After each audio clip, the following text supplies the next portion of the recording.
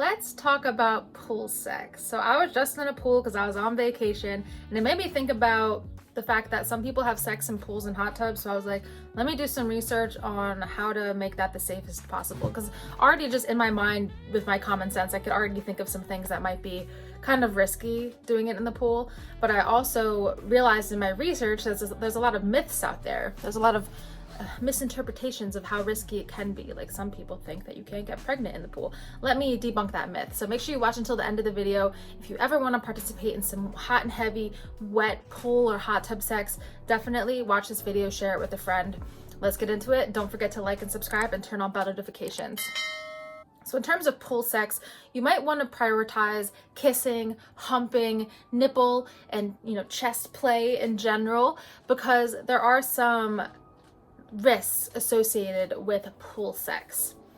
A lot of people actually really enjoy hot tub sex, and I just learned that a lot of women actually find it easier to get off because of the heat. There seems to be this heat factor associated with better orgasm, such as how I've talked about before. A lot of women claim that when they wear socks, it's easier for them to achieve orgasm. So I think that when there's the heat on the feet or heat around the body, it makes it a little bit easier when you feel warm enough to achieve the O. But of course, there's still a risk. And the first one I wanted to talk about is if you're in the pool, this actually can wash away some of the natural lubrication. So a woman might actually dry out when in the pool. There is a way around this. So there are certain kinds of lubes that won't wash off. There's one called Joe Anal and Uber Lube. So something with a thicker silicone lube might actually help, and you have to apply it before you get in the pool, before you put your dick in the pool, and that might actually help with penetrative sex. Another thing to keep in mind is with protected sex, which you should be having, in the pool, the condom is likely to break or slip. If you're going to do that, you want to make sure that you put the condom on before you get in the water, which is pretty self-explanatory, but definitely make sure you're using protection if it's someone you don't know if you can trust. Keep in mind that STIs can still easily be transmitted. A lot of people have this false belief that the chlorine will kill some bacteria, but if you're doing penetrative sex, you can still transfer STIs just as easily. It's also very likely to still get someone pregnant in the pool. So that's not something you can disregard. If anyone ever told you that having sex in the pool made it less likely for her to get pregnant, they were lying. Here's one thing that is a myth though. Some people believe that if the guy comes in the pool, then the girl or whoever's in the pool can get pregnant. He has to come inside her. But with that said, I've talked about how the pull-out method doesn't actually work. So let's say you're having sex in the pool penetratively, and then you pull out and it, come in the pool. You can still get her pregnant from the penetration, from the pre-cum before he came.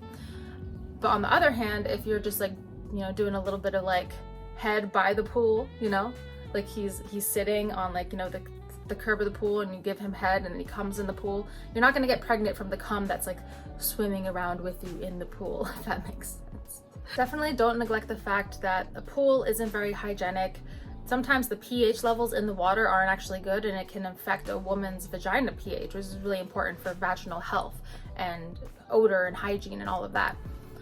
You also want to keep in mind that generally pools are public, so be careful what pool you decide to have sex in. You don't want to get caught. I mean, there's some people that are into voyeurism, but you could, potentially get in trouble depending on the pool. If you're going to have sex in the pool, you might be thinking, okay, not every position is going to work here. Obviously, you can't have missionary in the way that you're thinking because you can't lay down in the pool. But here's a couple things you could try. So the first thing that you can try is one person can sit on the ledge and give the other person oral sex, which you see in a lot of pornos. Pretty hot. So that's a pretty nice way to do it. There's also a way where you can lean your back, arms, and shoulders on the ledge of the pool to support your upper body, and then wrap your legs around his waist so you can control the movement with your hips. You could also use the stairs of the pool to your advantage. So one person can be laying back on the steps while the other person rides them. Also kneel on the stairs while he takes you from behind, if this is heterosexual sex, or even if it's woman on woman sex, a dildo from behind. So those are just some ideas for some possessions that you could use if you decide to have pool sex. This isn't a super long video, but I just wanted to remind you of some of the dangers and the risks associated with pool sex. I would say if you're gonna do in a pool or a hot tub, just do it on occasion, maybe like on vacation. A lot of people say that vacation sex is the best sex, but that's the kind of sex that you would have all the time. Not in the pool, but like the kind of sex you have on vacation, like no stress. Because like I've said many times, both people's mind have to be in the right place in order to really get the most out of the experience. So I hope this was a helpful video, very informative for you. Please don't forget to like and subscribe and turn on bell notifications, and I'll see you in the next video. Bye.